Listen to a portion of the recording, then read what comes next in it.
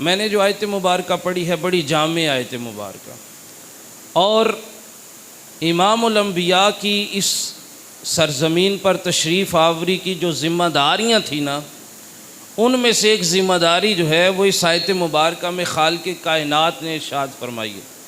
میرا رب فرماتا ہے هو الذی ارسل رسولہ بالہدی ودین الحق لیظہرہ علی الدین کلہ ولو کرہ المشرکون۔ لوگوں سنو، میں نے اپنے نبی کو اس وجہ سے کائنات میں بھیجا ہے کہ وہ دین کو پوری دنیا کے اندر نافذ فرما دے۔ اور یہ بات مشرکین کو اچھی نہیں لگتی ہے۔ نبی کریم صلی اللہ علیہ وسلم کا تعارف رحمت للعالمین میں نے اور آپ نے سنا ہے، کیا رحمت للعالمین، کل کائنات کے لیے رحمت بن کے آئے ہیں۔ بخاری شریف کی ایک حدیث پاک میں آپ کے سامنے رکھتا ہوں۔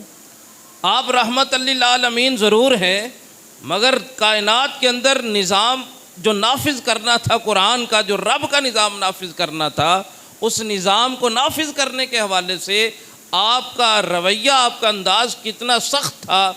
نبی کریم صلی اللہ علیہ وسلم آپ یہودیوں کے قبیلے کی طرف جاتے ہیں اور کیا فرماتے ہیں؟ یا معشر الیہود۔ الفاظ پہ غور کیجئے گا اور انداز پہ بھی غور کیجئے گا۔ بخاری کی حدیث پاک سنا رہا ہوں، یا معشر الیہود اسلموا تسلموا، اور یہودیوں سن لو، مسلمان ہو جاؤ بچ جاؤ گے، مسلمان ہو جاؤ بچ جاؤ گے۔ کیوں کہ یہ زمین میرے رب کی ہے، یہاں نظام چلے گا تو میرے رب تبارک و تعالیٰ کا ہی چلے گا۔